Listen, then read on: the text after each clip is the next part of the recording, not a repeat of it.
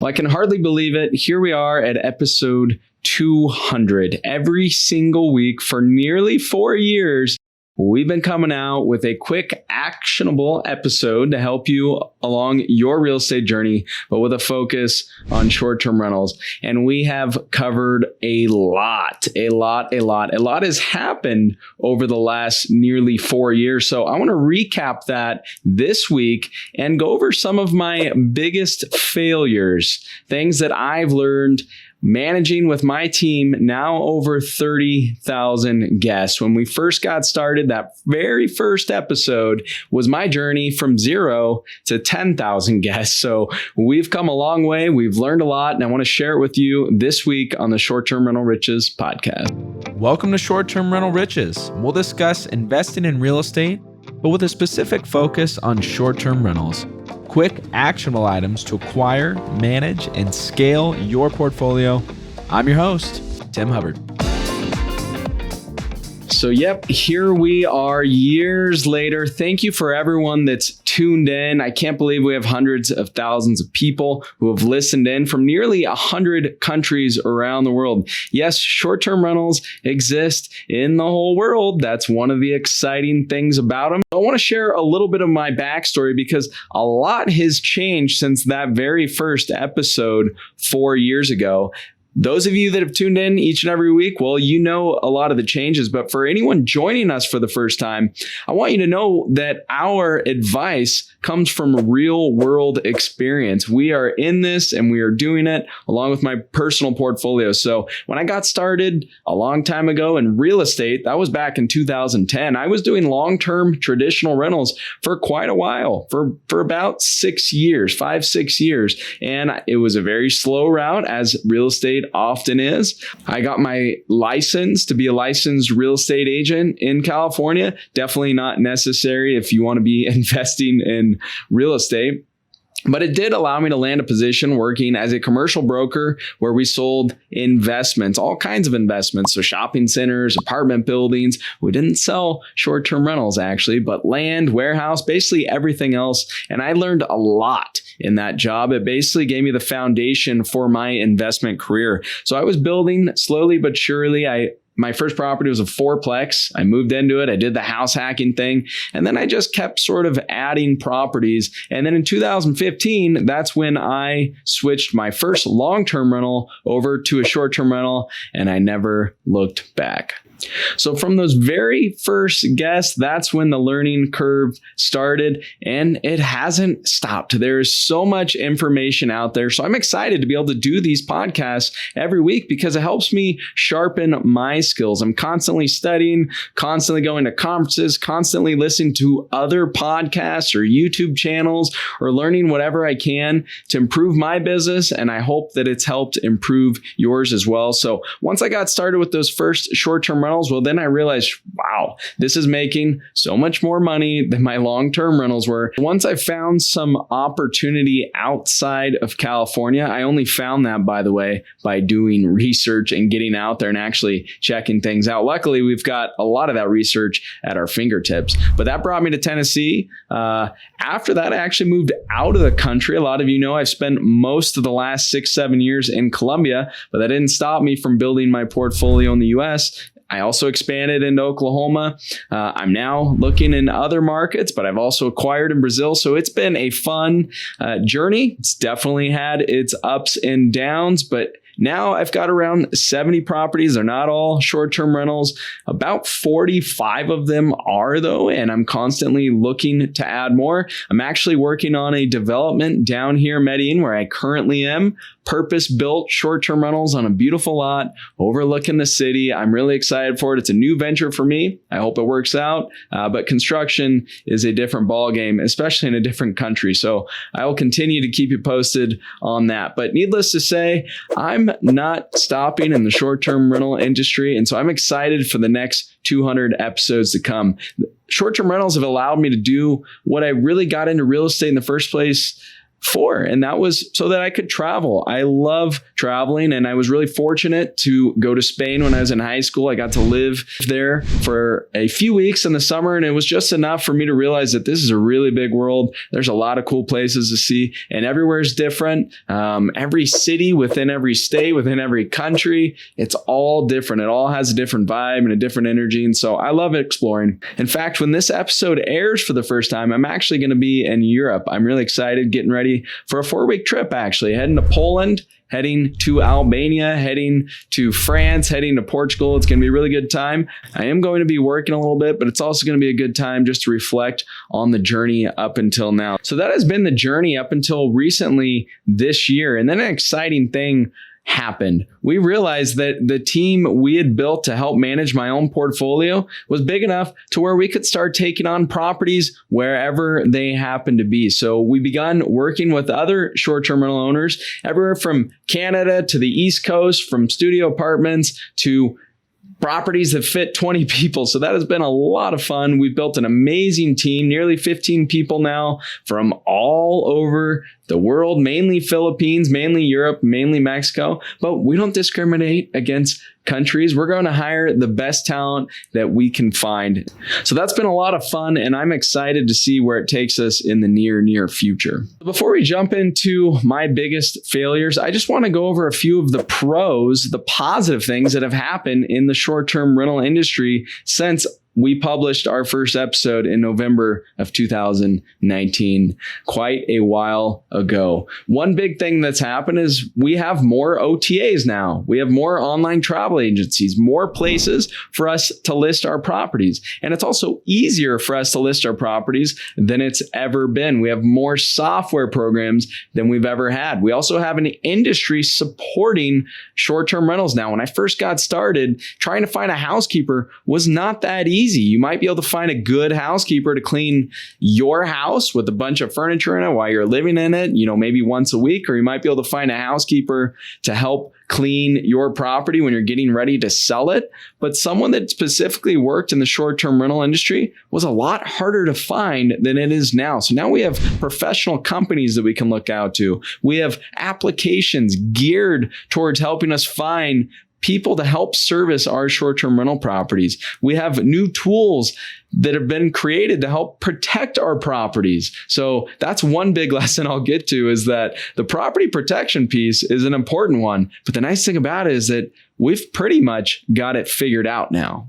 Another one that is really positive for the STR industry as a whole is that we've generated billions of dollars in tax revenue for cities and municipalities, and that has helped boost a lot of local economies and global economies. Just Airbnb alone has collected over $7 billion in tax revenue just from the US and just from Canada. Now, again, this doesn't sound like, a bunch of taxes is a good thing, but this is helping so many people. It's helping so many jobs. It's provided business for restaurants and local entertainment, and it's helping to keep the gears move and the wheels churn of so many local economies and big economies. And so this is something that's not going away. Short-term rentals are not going away. We know that for a fact. And now on to the failures. And you better believe after over 30,000 guests, we've had our fair share. You name it, we've pretty much come across it. But we've learned from all of those issues, all of those failures. And so that's the goal. So you don't have to recreate the wheel. You can learn from our mistakes.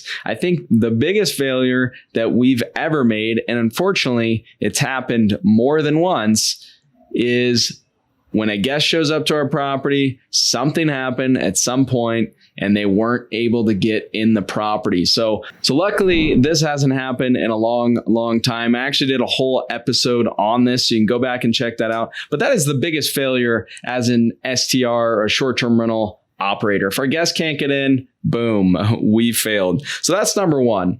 The second failure, or set of failures, I should say, is just all of the issues we've had with guests. Yeah, I don't want to paint all daisies and roses here, because we've definitely gone through some tough times. Going through COVID, those were tough times when our normal guests switched from being an international traveler, from flying in from across the US, or from a long drive in to local guests. Well, we had issues. We had issues with parties, but we learned how to combat those. We learned how to protect our properties. And so we've learned from these mistakes. We now have processes in place where our guests are signing digital contracts. They're uploading their ID so that we can match it with their credit cards. We have cameras in place. We have deposits. We have signage. We have all sorts of things to help protect our properties, not to mention insurance specifically for short-term rentals, which was much harder to find back in 2015 when we got started. So we've learned how to protect our properties.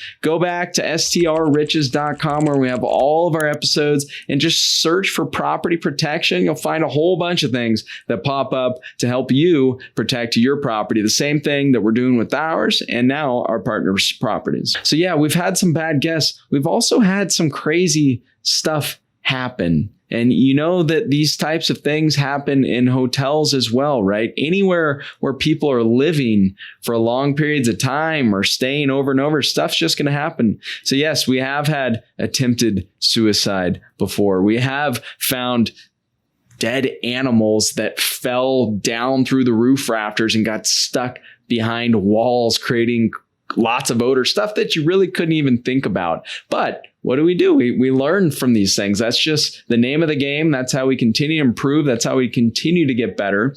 And that's what helps us continue on, right? Knowing that we've come across most issues, knock on wood. I know there's some out there that we still haven't come up with, but we've come across a lot. And so it's removed a lot of the fear. We're open to just diving in now. So the next failure, or I guess system you could say, that I didn't really put in place soon enough was an excellent bookkeeping system. As you know, with the short-term rental, we have lots of transactions, much more than we have with long-term rentals, where I started with my real estate career. So I was adding properties all the time whenever I could, and that created a lot of transactions. And they're coming in different ways, right? They come in differently from booking.com than they do for Airbnb, for example. Then we have the tax remittance on the back end. So I feel really fortunate now to have an excellent team helping out with all this, and also have the right software systems in place. But this is one that I kind of let go a little too far. And bookkeeping, if you've got hundreds of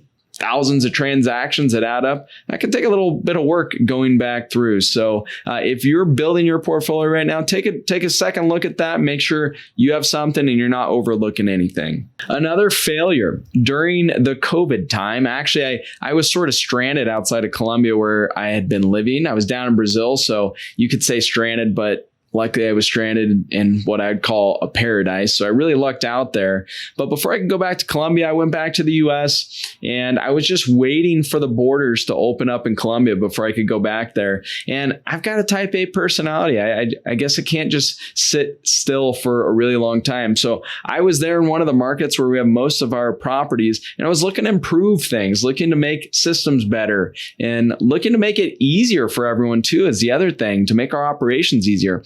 So I got the idea, which a lot of short-term rental operators that are doing a lot of volume get the same idea. It is a natural progression for a lot of us to start doing all of our laundry in-house, actually to the point where I bought a commercial property and I was going to build a laundromat. And so I went through the plans. I spent a lot of work and a lot of money on that property, getting it ready to put in a laundromat. And then the machines were not available because of COVID. And so that set it back. And then the construction costs went way up. So I still have the building. I ended up getting a few just industrial machines. We still use them till today, but I don't make money on that property. In fact, I lose money each and every month on that property. It does help us with our operations. And I do see that property being a good asset in the future, but right now, that is not one that I'm winning on. So lesson learned here, there's a lot of work that goes into creating a new business. And that was the other part of this. A laundromat is a totally new business. So not only did we have the setbacks with construction and the machinery, but at a certain point, the borders opened down in Colombia and I wanted to go back home. And so I was not there to continue setting up this business. Yeah, not a total failure, something we still use, but something or some place where I probably could have invested my money a little bit more wisely. The next major failure, or really lesson learned, has to do with the team, has to do with your employees or contractors that are helping you out. And so I've learned a lot working with a lot of different people. And I learned that sometimes we have to rip the Band-Aid off, even when it doesn't seem easy. Sometimes we have someone working with us that just doesn't fit our culture, or maybe doesn't have our company or our property's best interest in mind. And so I've worked with a lot of different team members. Fortunately, I've had to let some of those go, and it was never easy, but I learned a lot. And the lesson here is that sometimes we know this and we procrastinate, and we push it off until maybe we have to, or we just can't take it anymore. So do yourself a favor, really consider who you're working with. And if there's someone that just it's bad energy all the time when you're working with them, or they keep dropping the ball no matter what you do, maybe it's time to look for some different help. So that, of course, is not fun. Okay, so to recap the biggest failures there, the number one, the granddaddy of them all, is if your guest can't get in, well, then you failed. You dropped the ball. Same goes for a double booking. Don't let that slip by you. That can happen if we're not monitoring things right, if we don't have our property management system set up properly. Double booking is basically the same as someone not being able to get in because you're leaving someone stranded, and hospitality is the name of the game in this business. We can't let that happen. So that's the first one. Second one is get ahead of your bookkeeping and your finances. Know all of your numbers. I was just growing really quickly, like I said, and so it didn't really matter to me at that point, but I'm sure I could have trimmed down a lot of unnecessary expenses had I paid a little bit more attention. So use some of the systems in place like QuickBooks and use your property management software, and hire additional help if you can't handle it all on your own. The next big failure I had was with the laundromat. And so that's not one that a lot of us are going to have. So lesson learned there, if you're not willing to put in the time to make your property successful, to make your business successful, or learn what you need to know, or hire who you need to hire, if you're not willing to put in that time, then it's very unlikely that you're going to have a venture work out well for you. And so that was a big lesson learned for me with the laundromat. And then the last one there, if you're working with a housekeeper, if you're working with a maintenance person, some sort of team member, someone that helps you out, and the relationship always seems a little rough, things aren't always working out right, maybe the ball's getting dropped and they don't have your best interest in mind, well, maybe it's time to rip the Band-Aid off and to find some new help. It's going to make your life a lot easier, I promise. Okay, so a lot of failures. This was just scratching the surface. I mean, we've really gone through so much more than you could probably imagine. So check out our prior episodes. You can also go to restmethods.com. You can see recommended resources there. We have all my favorite resources, software programs used, information from my accountant, all kinds of stuff for free for anyone out there listening. It will help you with your STR journey, I promise. So on to the fun stuff, on to the good stuff, the positive side, and where I see the short-term rental industry heading.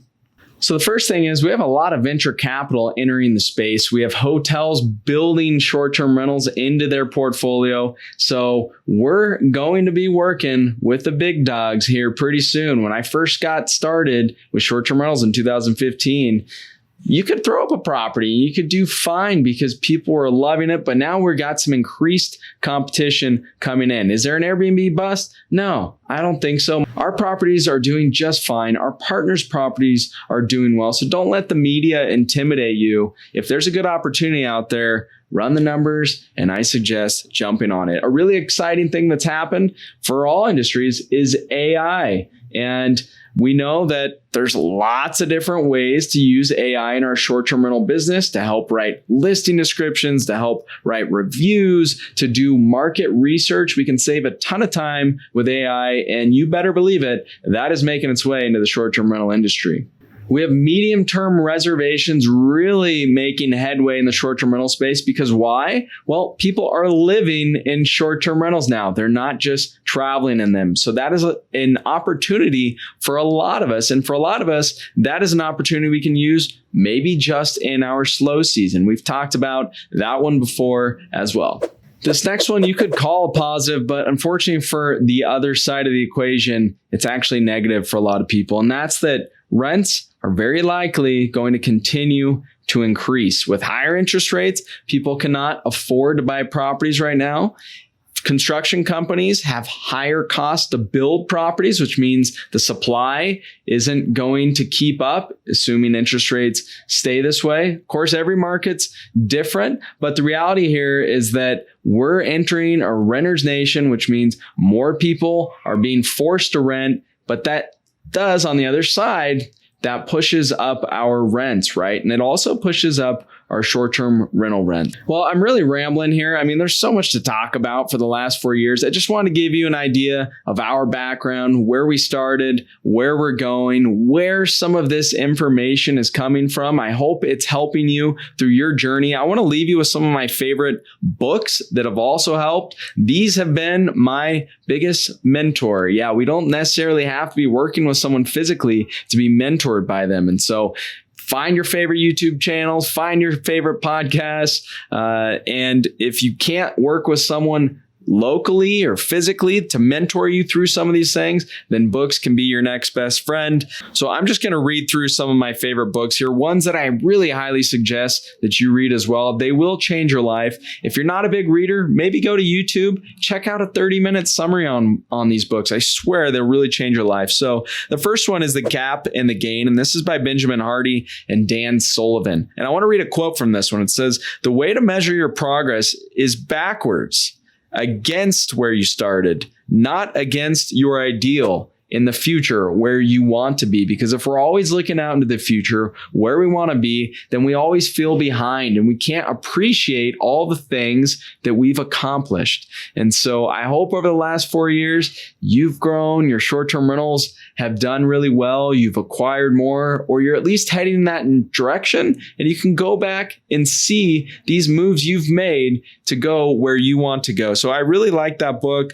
It really makes you think differently about things. And if you're a type A personality like me or an entrepreneur, we're always just looking into the future. And so sometimes we've got to take a second and just look at all we've accomplished and where we've come from. So that's a great one. Napoleon Hill, Think and Grow Rich. Can't say enough about that one. It's almost 100 years old and it's as timeless as ever. The Slight Edge, I've talked about that one a whole bunch of times, but doing little things over time equals big results. Traction, that is an excellent one. If you're just starting your business, whatever business it happens to be, it also can relate really well to our short-term rental portfolios and how we can structure our team. Who Not How, excellent book, also by Dan Sullivan, Benjamin Hardy, about who we can hire and not how we can do things ourselves. Excellent book. I've talked about it a while. Of course, Rich Dad, Poor Dad. That is like the foundation for the mindset for most of us real estate investors out there. And that is that our house is not an asset. If it's not making us money, then it's not an asset. Buying rental properties with cash flow that pay us to own them, that is an asset. That's the main point of the book. But definitely check that one out if you haven't. They'll change your life. There's so many good resources. But the reality here is that the more we learn, the more we can eliminate fears, the more we can eliminate uncertainty, the better investment decisions we will make. Remember, investing in real estate is not a guessing game. We have tons of information out there. We can run the numbers to see if something makes sense or not. I know that interest rates are higher right now. If you've been following the podcast for a while, though, well, you would have heard my episode back in November 2021, which was literally titled, "Why You Need to Refinance now. And so I didn't come up with that on my own. I didn't have a crystal ball knowing that interest rates were going to go up. Obviously, there's a chance that they couldn't. But from everything I learned and the people I follow, that's what I saw. And so I follow people that are smarter than me, that have been through a bunch of cycles. We're going through one right now. In fact, I'm looking for new properties at the moment. And a great thing about a lot of the properties that I've seen recently is that they have price drop after price drop after price drop. I'm sure you've seen this out there. If you're also looking, we are now in a buyer's market. So there's always two sides to every story. I know I'm totally rambling, but I just get really excited about short-term rentals. There's so much opportunity. There's also opportunity in it for us to have it as a lifestyle asset where we can partially use it for our lifestyle, but then we can also make money off of it too. So there's lots of ways to do it out there. I hope you've had a great journey over the last 4 years, and I'm really excited for the next 200 episodes. I am a lifer in real estate, and I hope that you'll stick around with me. Thanks for tuning in again. Until next time, I hope you have a fabulous week. Want to get on the fast track to financial freedom through short-term rentals? Well, it all starts with the properties you acquire, but you want to make sure that you acquire the right properties. I want to give you my ebook that will show you how to do just that. There is no charge. It's my gift to you for being one of our subscribers. Just go to restmethods.com. That's REST methods.com.